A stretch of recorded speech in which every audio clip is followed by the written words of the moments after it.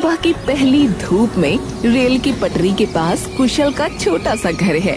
पास ही खेतों में चने के पौधे लहलहा रहे हैं। जहाँ कुशल पढ़ाई में डूबा है, वहीं उसकी माँ लक्ष्मी चूल्हा जला रही है और पिता प्रताप काम पर जाने की तैयारी कर रहे हैं। कुशल, ओ कुशल, बेटा बस भी करना। रात भर से तो उस किताब को सीने से लगाए बैठा है। सुबह हो गई है, थोड़ा हाथ मुंह धोकर नाश्ता कर ले। बस थोड़ा सा बाकी है माँ, ये आखिरी चैप्टर खत्म कर लो फिर उठूंगा। इस बार 12वीं की परीक्षा में मुझे बहुत अच्छे नंबर लाने, ताकि हमारे दिन बदल सके। मेहनत तो तू बहुत कर रहा है बेटा, पर शरीर का भी तो ध्यान रख, खाली पेट दिमाग न चलता। उसी समय प्रताप अपनी पुरानी साइकिल लेकर बाहर आता है। उसके चेहरे पर थकान और चिंता साफ दिख रही है। लक्ष्मी, मेरी पोटली कहाँ है? आज कारखाने में जल्दी पहुंचना है। सुना है आज काम बहुत ज्यादा आने वाला है। ये लीजिए। पर सुनिए, आज आसमान तो देखो कैसी आग उगल रहा है। बाहर बहुत लू चल रही है, अपना ख्याल रखिएगा। गरीब के लिए क्या गर्मी और क्या सर्दी लक्ष्मी। काम नहीं करेंगे तो इस घर का चूल्हा कैसे जलेगा? कुशल की पढ़ाई का खर्च, घर का राशन, सब इसी कारखाने से तो आता है। बाबा आप चिंता मत कीजिए, मैं जल्दी ही कुछ काम ढूंढ लूंगा ताकि आपको इतनी तकलीफ ना हो।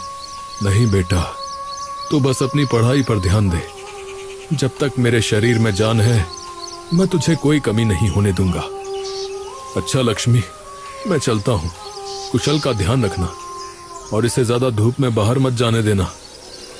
प्रताप अपनी साइकिल लेकर धूल भरे रास्ते पर निकल जाता है। दोपहर की तपिश में कारखाने की मशीनों का शोर गूंज रहा है। पसीने से तरबतर प्रताप थकान और गर्मी बर्दाश्त नहीं कर पाता। अचानक उसकी आंखों के सामने अंधेरा छा जाता है और वो लड़खड़ाकर मशीन के पास गिर पड़ता है। अस्पताल में डॉक्टर प्रताप की रिपोर्ट चेक करते हैं। डॉक्टर साहब, मेरे पति कैसे हैं? वो कुछ बोल क्यों नहीं रहे? लक्ष्मी जी, प्रताप की जान तो बच गई, पर अब ये कभी भारी काम नहीं कर पाएंगे। इन्हें लंबे आराम की जरूरत है। लक्ष्मी और कुशल डॉक्टर की बात सुनकर सुन्न हो जाते हैं। तभी कारखाने का मैनेजर हाथ में एक लिफाफा लिए वार्ड में दाखिल होता है। नमस्ते डॉक्टर साहब। प्रताप भाई, अब कैसी तबीयत है आपकी? मैनेजर साहब, आप यहाँ? देखिए बहन जी, प्रताप ने सालों तक हमारी कंपनी के लिए अपनी जान लगा दी। आज जो इनके साथ हुआ, उनका हमें बहुत दुख है। कंपनी की तरफ से ये 40,000 रुपए का हिसाब है, ये रखिए इनके इलाज के लिए। साहब, क्या ठीक होने के बाद ये फिर से काम पर आ पाएंगे? माफ कीजिएगा, डॉक्टर ने कह दिया है कि ये भारी काम नहीं कर सकते और कारखाने में ऐसा कोई काम नहीं है जो बिना मेहनत के हो सके, तो आप लोग अपना ख्याल रखिएगा। मैनेजर वहाँ से चला जाता है।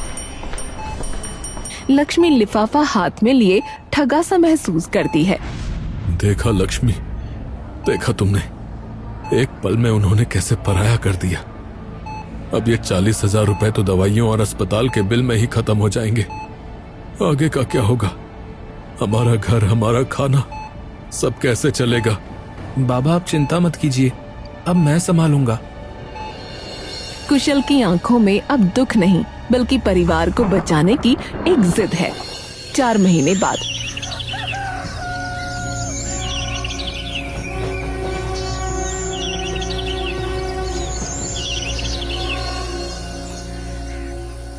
लक्ष्मी, मेरी बात सुन। कंपनी ने हिसाब करके जो 40,000 रुपए दिए थे, अब क्या वो बचे हैं? नहीं, वो सब तो खर्च, टेस्ट और महंगी दवाइयों में ही खत्म हो गए। अब तो घर का राशन लाने के लिए भी पैसे नहीं बचे। हाँ, सब खत्म हो गया लक्ष्मी। अब इस घर का चूल्हा कैसे जलेगा? कुशल की पढ़ाई, उसका भविष्य, सब मेरी वजह से अंधेरे में चला गया। नहीं बाबा, आप ऐसा मत कहिए। आपने आज तक हमारे लिए अपना खून पसीना एक किया है। अब मेरी बारी है, आप बस चुपचाप आराम कीजिए। पर बेटा, तेरी पढ़ाई, तेरा सपना। माँ, पढ़ाई के साथ साथ मैं इस घर की जिम्मेदारी भी संभालूंगा। मैं वादा करता हूँ कि बाबा को दवाई और तुम्हें रोटी की कमी नहीं होने दूंगा। मैं आज से ही काम की तलाश शुरू करूंगा। कुशल की आंखों में एक नया संकल्प दिखाई देता है, जबकि लक्ष्मी असहाय होकर अपने पति की ओर देखती है। शाम ढल चुकी है। आंगन में बीमार प्रताप बेबस होकर खाट पर लेटा है और लक्ष्मी उदास बैठी खाली बर्तनों को देख रही है। घर में गहरा सन्नाटा है। तभी टहलते हुए कुशल के दिमाग में कुछ आता है और वो अचानक रुककर माँ के पास बैठ जाता है। माँ, मैंने बहुत सोच लिया है। हाथ पर हाथ धरे बैठने से भूख नहीं मिटेगी। हमारे खेत में जो चने और मसाले उगाए जाते हैं वो बहुत ही उम्दा और ताज़ा हैं। उन चनों का हम क्या करेंगे बेटा? घर में तो नमक खरीदने के भी पैसे कम पड़ रहे हैं। यही तो मैं कह रहा हूँ माँ, हमारी जमीन के चने और आपके हाथों का वो खास जादुई मसाला, अगर मैं इन्हें मिलाकर मसाला चना बनाऊं और स्टेशन पर जाकर बेचूं तो लोग जरूर खरीदेंगे। क्या तू स्टेशन पर जाकर चिल्ला चिल्ला कर चना बेचेगा? नहीं बेटा, तू अभी बहुत छोटा है, तेरी पढ़ने की उम्र है, लोग क्या कहेंगे? माँ, जब घर में रोटी नहीं होती ना तो लोगों की बातें पेट नहीं भरती।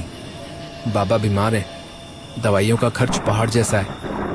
अगर मैं आज बाहर नहीं निकला तो हम सब भूखे मर जाएंगे। आप बस अपने हाथों से वो खास मसाला तैयार कर दो ना। लेकिन तेरी 12वीं की परीक्षा, तेरा साल बर्बाद हो जाएगा कुशल। नहीं होगा माँ, मैंने सब तय कर लिया है। मैं सुबह जल्दी उठकर चने तैयार करूंगा, दिन भर स्टेशन और ट्रेनों में उन्हें बेचूंगा, फिर शाम को घर आकर रात के सन्नाटे में अपनी पढ़ाई करूंगा। थकावट होगी पर हार नहीं मानूंगा। अब लक्ष्मी, उसे जाने दो। मेरा बेटा समय से पहले बड़ा हो गया है। कुशल, अपनी हिम्मत कभी मत हारना बेटा। आप बस आशीर्वाद दीजिए बाबा। कल सुबह की पहली ट्रेन के साथ मेरा काम शुरू होगा। हम फिर से अपने पैरों पर खड़े होंगे। चांद की हल्की रोशनी में माँ और बेटा एक दूसरे की ओर देखते हैं। लक्ष्मी भारी मन से चने भिगोने चली जाती है। कुशल के चेहरे पर अब मासूमियत नहीं बल्कि एक योद्धा की गंभीरता है।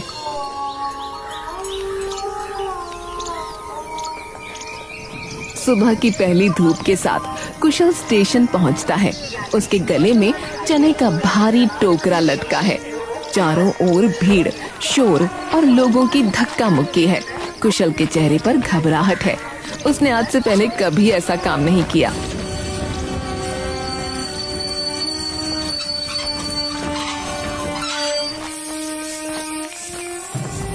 गरम चना, मसाला चना, ताजा और चटपटा चना, एक बार खाकर देखिए साहब, घर के मसालों से बना है। लोग उसकी ओर देखते हैं पर कोई खरीदता नहीं। कुशल का गला सूख रहा है लेकिन वो हार नहीं मानता और जोर से चिल्लाता है। स्वादिष्ट मसाला चना बस 10 रुपए प्लेट। एक बार खाएंगे तो स्वाद भूल नहीं पाएंगे। ए लड़के, इधर आ, एक प्लेट देना जरा। देखो तो सही तेरे घर के मसाले में क्या जादू है। ये लीजिए साहब, नींबू और खास मसाला, खाकर बताइएगा। अरे वाह, वाकई बहुत बढ़िया यार। ये ले अपने पैसे। जी साहब, बहुत बहुत धन्यवाद। दिन ढलने लगता है। कुशल स्टेशन की बेंच पर बैठता है। उसका टोकरा लगभग खाली है पर कुछ चने बच गए हैं।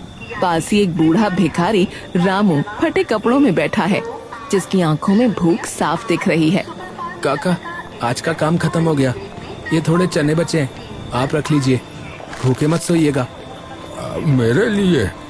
अरे बेटा, लोग तो यहाँ दुत्कार देते हैं पर तूने तो अपना हिस्सा दे दिया। नहीं काका, बांटकर खाने में ही बरकत है। आप खाइए। बेटा, तू बहुत बढ़िया है। मैंने इस स्टेशन पर बहुत लोग देखे पर तेरे जैसा साफ दिल का कोई नहीं। भगवान तेरी सहायता करेगा बेटा, तू बहुत बड़ा आदमी बनेगा। कुशल के चेहरे पर थकान तो है पर एक सुकून भी। आज उसने न सिर्फ पैसे कमाए बल्कि एक दुआ भी कमाई।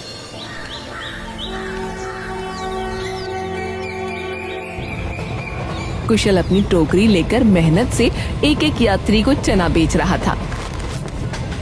तभी मोती बासी समोसे लेकर घुसा। वो देखता है कि ज्यादातर यात्री कुशल से ही चना खरीद रहे हैं। जोगरे, हट यहाँ से, ये बोगी मेरी है। यहाँ मैं सालों से बेच रहा हूँ। तू कहाँ से नया उस्ताद बन गया? मोती भाई ट्रेन तो सबकी है, मैं अपना काम कर रहा हूँ, आप अपना कीजिए। जवान लड़ाता है? तेरे जैसे कल के आए लड़के की वजह से मेरी बोनी नहीं हो रही। इसी वक्त यहाँ से दफा हो जा, वरना ठीक नहीं होगा। अरे भाई झगड़ा क्यों कर रहे हो? उसे अपना काम करने दो, उसका चना ताजा है इसलिए हम ले रहे हैं। भाई आप बड़े हैं इसलिए मैं चुप हूँ, पर काम करना मेरा हक है और मैं यहाँ से नहीं जाऊंगा। ठीक है, बहुत हिम्मत आ गई ना तुझमें। अब देख मैं तेरा क्या हाल करता हूँ। स्टेशन के कोने में मोती और पांचू छिपे हैं।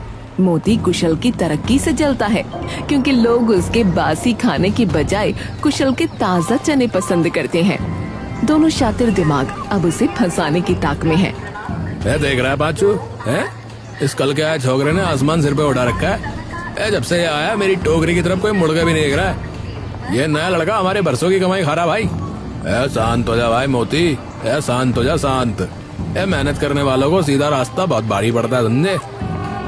और सुन, हमारे पास तो टेढ़े रास्ते बहुत हैं। अबे यार मुझे कोई रास्ता वास्ता नहीं चाहिए। मुझे ये लड़का स्टेशन से बाहर चाहिए। इसकी शक्ल ही गंदी है भाई। अगर ये कुछ दिन और यहाँ टिका रहा ना तो मुझे अपनी टोकरी बेचकर भीख मांगनी पड़ेगी, समझा? इसका कुछ पक्का इंतजाम करना होगा। भाई इंतजाम हो गया भाई। देख कल जब ये ट्रेन का इंतजार करेगा ना और भीड़ बढ़ेगी तब मैं अपनी कलाकारी दिखाऊंगा, समझा? मैं भीड़ का फायदा उठा के किसी अमीर यात्री का महंगा फोन इसके चने के झोले में चुपके से डाल दूंगा। और फिर क्या होगा? भाई फिर क्या होगा? अबे फिर क्या होगा लगा रखी है। अबे जैसे ही फोन गायब होने का शोर मचेगा तो तू जोर जोर से चिल्लाना शुरू कर देना। हम पुलिस को बुलाकर इसका बैग चेक करवाएंगे और क्या करेंगे, रंगे हाथों पकड़ा जाएगा ना तो कोई ना इसकी सफाई सुनेगा और ना कोई इसकी ईमानदारी पे यकीन करेगा, समझा? भाई बाचू, भाई क्या चाल चली भाई तूने? पुलिस की लाठी और बदनामी, ये दोनों चीजें इस लड़के का ऐसा हाल करेंगी कि ये फिर कभी स्टेशन की सीढ़ियां चढ़ने की हिम्मत नहीं करेगा भाई। भाई सही है, कल इसका आखिरी दिन होगा। भाई तैयार है मोती भाई, कल स्टेशन पे तमाशा बड़ा होने वाला है, देख लियो। दोनों अपनी इस काली योजना पर हंसने लगते हैं, जबकि बेखबर कुशल दूर खड़ा अपने परिवार के बेहतर भविष्य के सपने बुन रहा है। साजिश का जाल बिछ चुका है।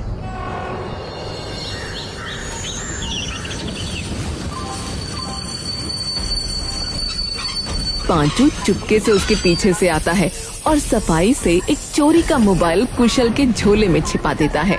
योजना के सफल होते ही अचानक प्लेटफॉर्म पर शोर मचने लगता है। हाँ? अरे मेरा फोन, अरे भैया मेरा फोन चोरी हो गया, अभी तो यही था। अरे किसी ने मेरा महंगा फोन निकाल लिया भाई। चारों तरफ अफरा तफरी मच जाती है। तभी मोती मौका पाकर आगे आता है और कुशल की ओर उंगली उठाकर चिल्लाता है। अरे पकड़ो इसे। अरे भैया मैंने देखा है, जब ये लड़का आपके पास से गुजरा तभी इसने हाथ मारा था।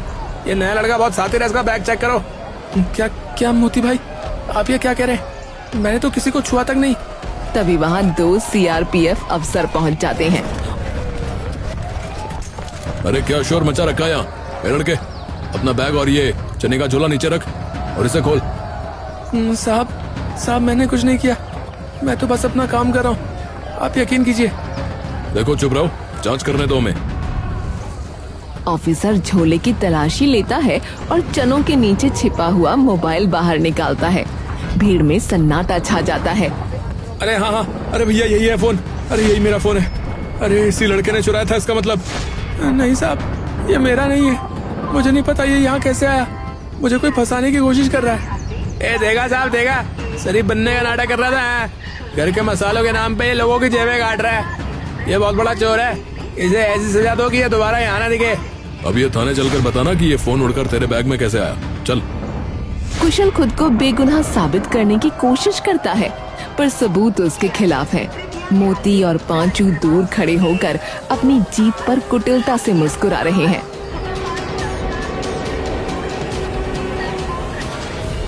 प्लेटफॉर्म पर सन्नाटा छा गया है। कुशल घुटनों के बल बैठा रो रहा है, जबकि सीआरपीएफ अफसर उसे ले जाने की तैयारी कर रहे हैं। मोती और पांचू अपनी जीत का जश्न मना रहे हैं। तभी भीड़ को चीरते हुए बूढ़ा रामू चिल्लाता हुआ दौड़कर आता है।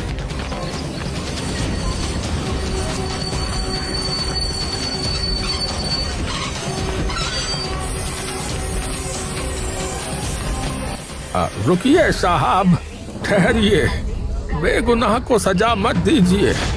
यह लड़का चोर नहीं है, इसे फंसाया गया है।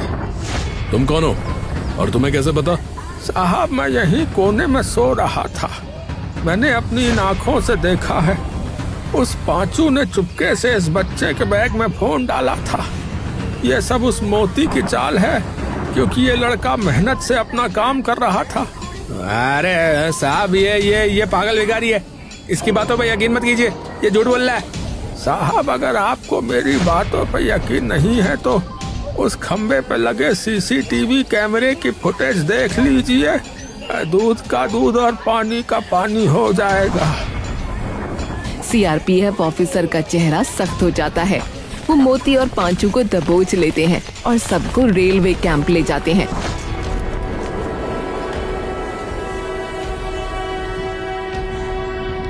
कैंप के भीतर सन्नाटा है। स्क्रीन पर फुटेज चलती है। साफ दिखता है कि पांचू ने कैसे फोन डाला और मोती ने कैसे शोर मचाया। अच्छा, तो ये चाल थी तुम्हारी। एक मासूम को जेल भेजने की साजिश कर रहे थे। तुम जैसे लोगों की वजह से स्टेशन बदनाम है। चलो, अब जेल की हवा खाओ, चलो। सिपाही मोती और पांचू को खींचते हुए ले जाते हैं।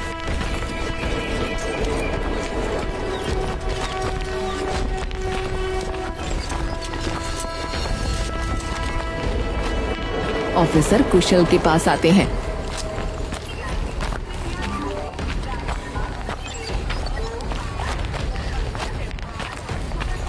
माफ करना बेटा, हमने तुम पर शक किया। तुम बहुत बहादुर हो, अपना काम जारी रखो। धन्यवाद रामू काका। आज अगर आप नहीं होते तो मेरा और मेरे बीमार बाबा का क्या होता? मेरी पढ़ाई, मेरा सपना सब खत्म हो जाता। बेटा, तूने मुझे बिना किसी स्वार्थ के खाना खिलाया था। नेक दिल वालों का साथ भगवान कभी नहीं छोड़ता बेटा। तू बस अपनी मेहनत जारी रख, तू जरूर कामयाब होगा।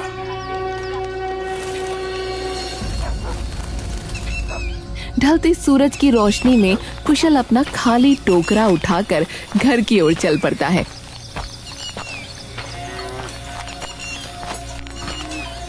आज उसकी जेब में पैसे कम हैं, लेकिन उसकी आंखों में भविष्य की उम्मीद और सच्चाई की चमक बहुत ज्यादा है।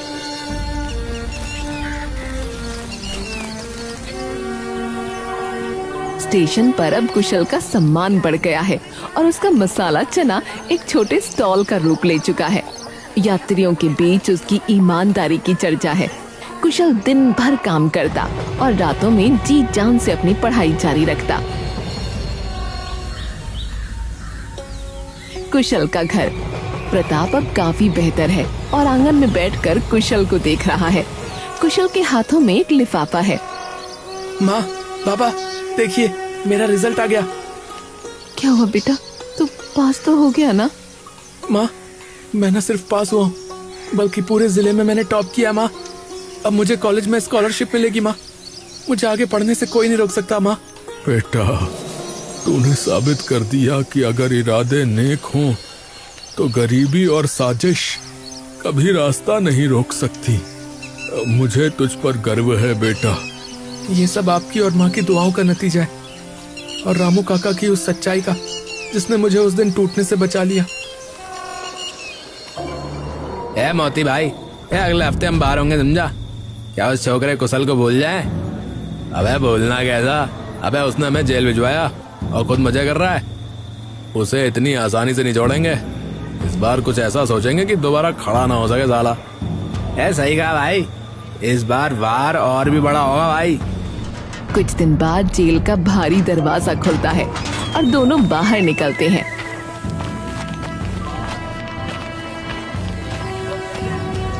उनकी आंखों में बदले की आग साफ दिख रही है।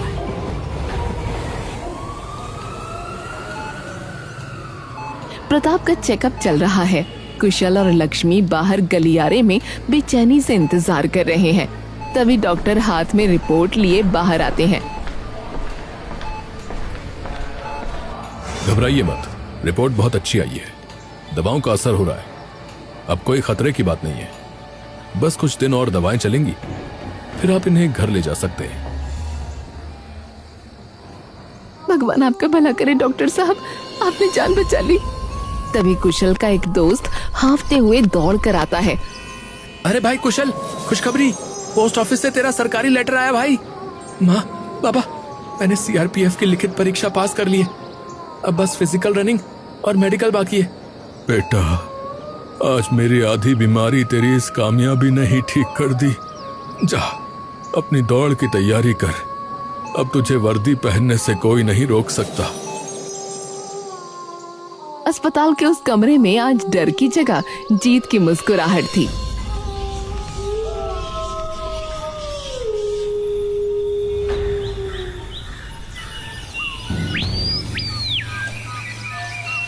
फिजिकल रनिंग का दिन है।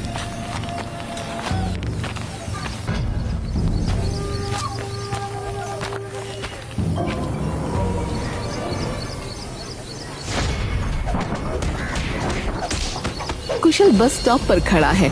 उसकी आंखों में सुनहरे भविष्य के सपने हैं। तभी एक मोटरसाइकिल उसके पास आकर रुकती है।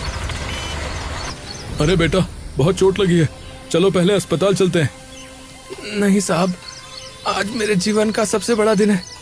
अगर आज मैं रुक गया तो मेरी पूरी जिंदगी रुक जाएगी। मुझे जाना ही होगा।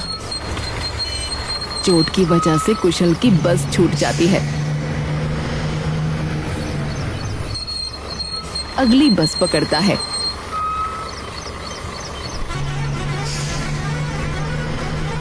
और जब कैंप पहुंचता है तो बहुत देर हो चुकी होती है। लड़के, तुम बहुत देर से आए हो और तुम्हारी हालत भी बहुत खराब है। इस चोट के साथ तुम दौड़ नहीं पाओगे। यहाँ से वापस जाओ। साहब, रास्ते में मुझ पर हमला हो गया, मेरी बस छूट गई। लेकिन ये सिर्फ एक दौड़ नहीं, मेरे बीमार पिताजी और मेरी माता की उम्मीद है। मुझे बस एक मौका दीजिए साहब। मैं मरने को तैयार हूं पर हारने को नहीं। ऑफिसर उसकी हिम्मत देखकर पिघल जाते हैं और उसे लाइन में खड़े होने की इजाजत दे देते हैं। पैर का दर्द बढ़ा है या माँ के आंसू? नहीं कुशल, भाग, अपने सपनों के लिए भाग। रनिंग ट्रैक, सीटी बजती है। दर्द से चेहरा लाल है, पैर जवाब दे रहे हैं, लेकिन कुशल अपनी पूरी ताकत झोंक देता है और आखिरी सेकंड में फिनिशिंग लाइन पार कर लेता है। वो गिर पड़ता है, लेकिन उसके चेहरे पर जीत की मुस्कान है। वो पास हो गया है। समय का पहिया घूम चुका है। वही स्टेशन, वही शोर, लेकिन आज कुछ बदला हुआ है।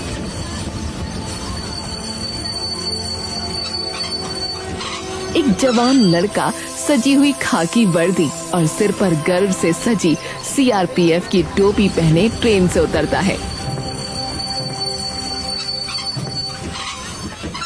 उसके कंधों पर लगे सितारे उसकी मेहनत की चमक बिखेर रहे हैं। ये कोई और नहीं, कुशल है।